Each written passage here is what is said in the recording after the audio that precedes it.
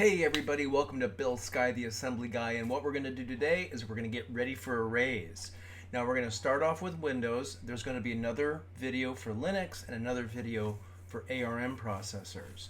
So what do I mean by getting ready for arrays? Well, there's all kinds of things that you have to worry about when you're dealing with arrays. You have to deal with how big is each item in the array, what are the total number of items in the array, and that's not just super easy in assembly language. However, there are some really nice little features in Windows, and you can translate those Windows features to Linux, no problem, ARM as well, and I'm going to show you how to do that. So let's get started with Windows right now. So I created a Windows Komanetsky's function template here, and I'm going to get rid of all of the garbage that I really don't need. I always like the hello world and program ending, so I'll leave those there. All right, so let's go ahead and get the data set up. Now we're going to do this in the data section. So I'm going to create 4 different arrays. I'm going to create a byte array, a word array, a double array, and a quad word array. Now this is a 64-bit application. If you're doing this on 32-bit, just leave out the quad word array, because there'll be some issues moving things into smaller registers that we don't want to deal with today. So I'm going to create a thing called a byte array, and you can use byte, but I like using defined byte because it's more compatible across operating systems. I'm going to create 5 items. I'm going to make them all hex, and the reason for that is easier debugging. And I'm going to put a comment there. First thing we're going to do is a 5-value byte array. Okay, let's do the second thing. And we're going to do a 4-value word array. And I'm going to call this a word array. Define word, and we're going to make this 1, 2, 3, 4H. And we're doing these strange numbers just to make it very easy to debug with. So let's create a 3-value double word array. Now the reason why we're making each one of these different sizes is so I can illustrate the special Windows commands. So I'm going to say a dword array, and we're going to define double. 1, 2, 3, 4, 5, 6, 7, 8. 1, 2, 3, 4, 5, 6, 7, 8. I hope you're following along. All right, and then the fourth thing I'm going to do is I'm going to make a quad word array, a 6-value. Actually, it's a 7-value, I believe.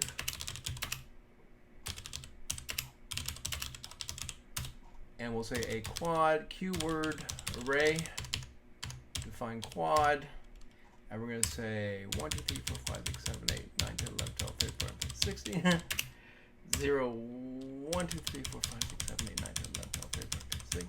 I'm going to stick a 0 in there. Let's do 1. Oh, and I didn't need that 0 there. Now, this is actually pretty important on Windows that you do it this way. If you don't do it this way on Windows, you're going to get an invalid value. If I just, for some of the functions, if I just do a define quad there, Windows is going to think this array ended right here on this all ones value.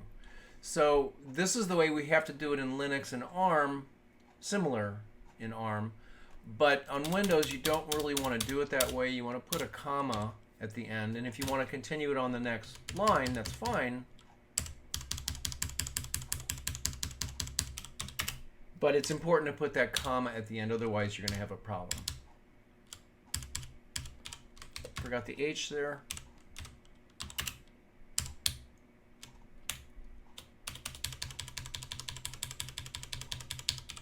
Now again, we don't need these preceding zeros if the values begin with a number.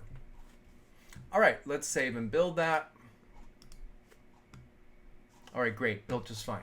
All right, so now we've got our data set up. We've got 4 arrays, bytes, 5 bytes, 4 words, 3 double words, and 7 quad words. So that's going to give us a really nice set of data that we can play around with. So the first thing I want to do is I want to zero out RAX and RSI, and you'll see why in just a moment. RAX we're going to use to move values into. RSI we're going to use for addresses, and that's very common. So RDI and RSI is considered the index register. Within the 64-bit CPU, it would be ESI and 32-bit. And RAX/EAX is considered the accumulator register. It's assumed that you're going to be modifying that quite a bit in your code. So nobody expects it to have the same value as when your code began. So that's why we're gonna use that. We're not picking on RAX. It just happens to be the common register to mess around with.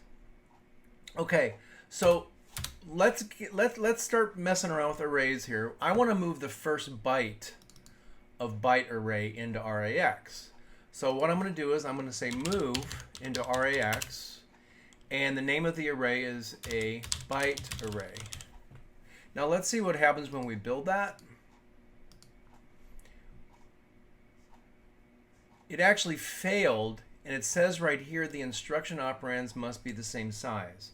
So how do I move something smaller into something bigger? Well, let's try move ZX. And what that'll do is that'll zero pad the front of that number. And that worked. Now, one nice thing, some people say it's nice, some people say it's limiting, but one nice thing about the Windows assembler is that when I say to move into RAX a byte array, the preprocessor, the assembler, looks at this and says, these are bytes. So if I try to move a byte into a quad word register, it's going to say you can't do that because those are bytes. However, if I say move ZX, it's going to move a single byte into RAX.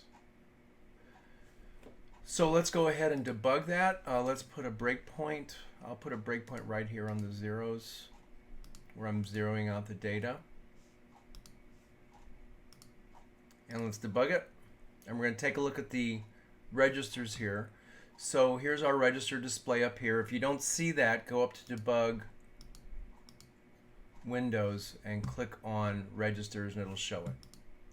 Alright, so we're going to move 0 into RAX, so we're going to be looking at RAX here, and we're going to be looking at RSI here. They both have some numbers in them. Oh, I accidentally moved that window, that register window, off of there, which I guess is kind of nice, but now I don't know how to.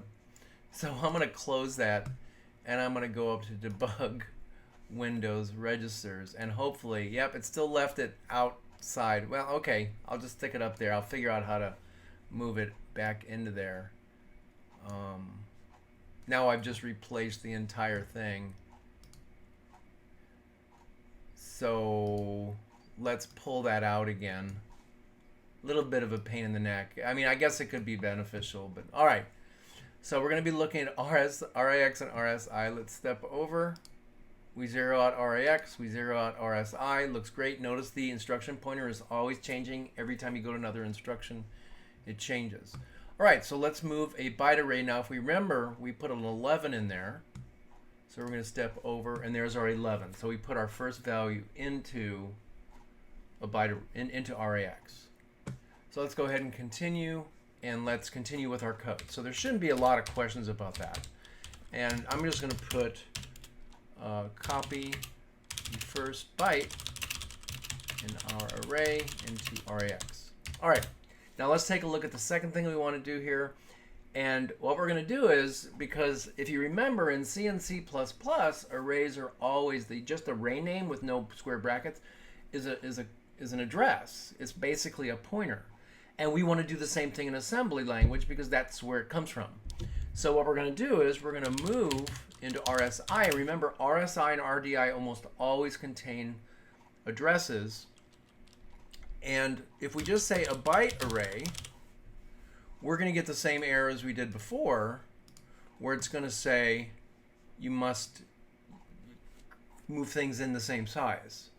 So how do we get the address? I mean, if we put square brackets, that's dereferencing it. So that's going to get the same error. Let's see what happens when we build that with the square brackets around it. It gives me the same thing. So Windows has this special statement or this special word called offset. And what that means is it means get the address of a byte array and put it into, in this case, RSI. And then what we can do is we can then move, and we'll say 0 fill, move into RAX the dereferenced RSI.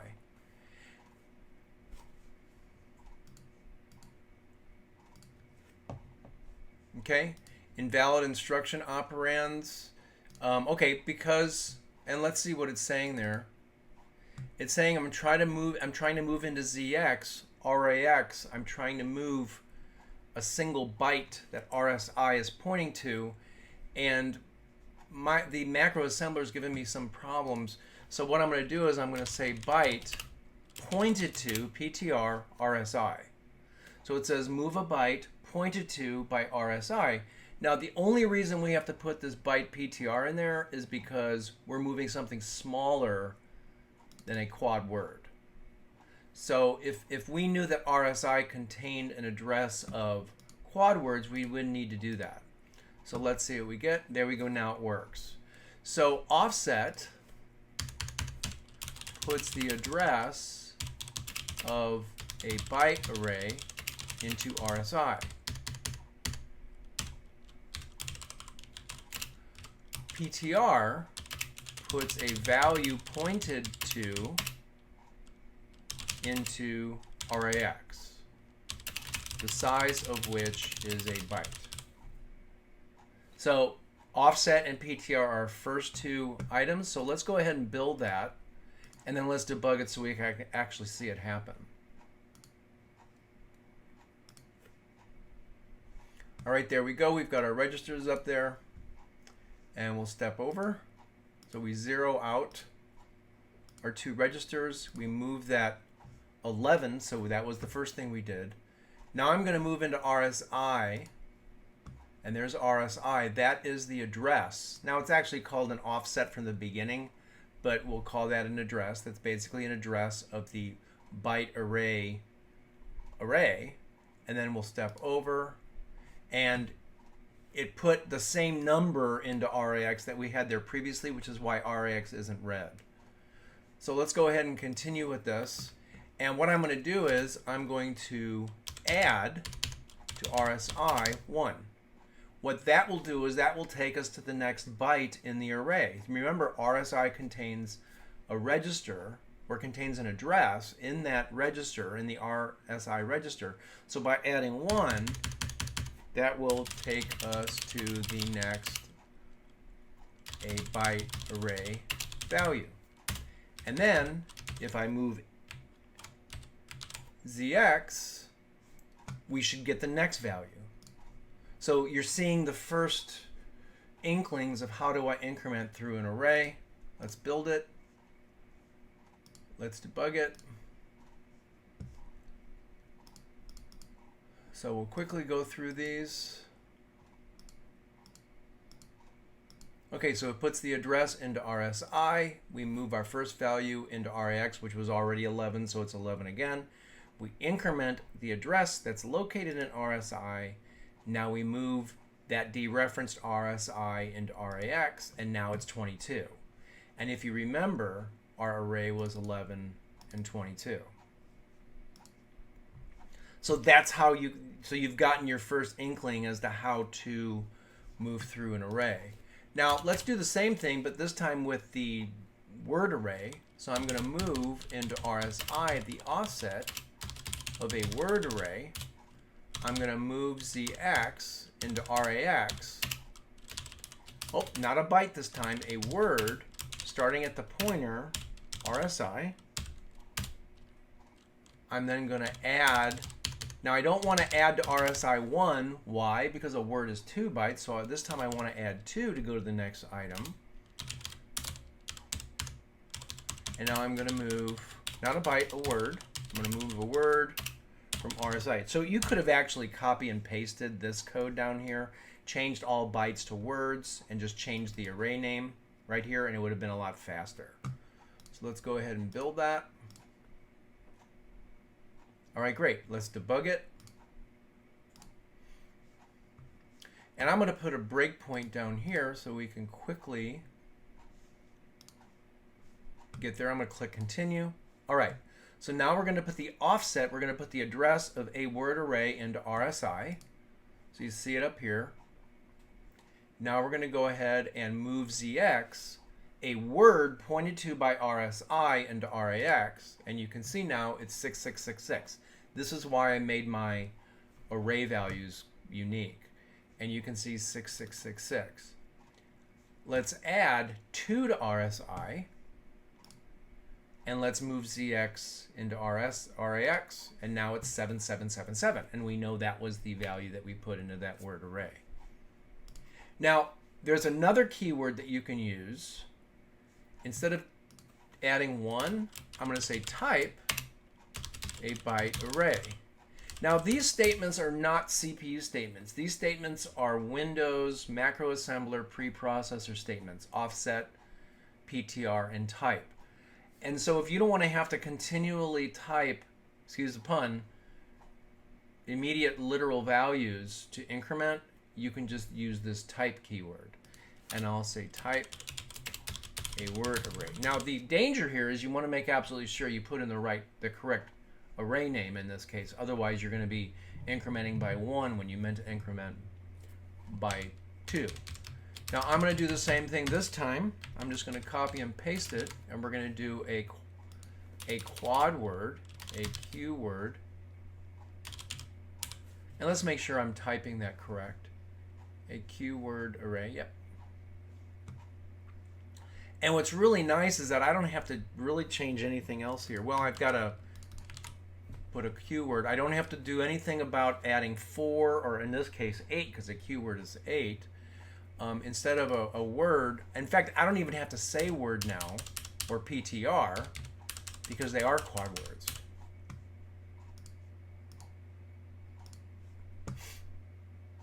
Well, it did give me the error, so let's say move ZX, and actually we don't need move ZX because Microsoft or Windows is saying, I'm doing some of the work for you. I know that it's already a quad word that you're trying to move into a quad word register. So why are you using move ZX? So let's go ahead and build that. Yep, no errors. So we'll go up here. We will delete this breakpoint, and now we'll jump down to here. We will insert the breakpoint, and we'll go ahead and debug it. Press continue to get down there.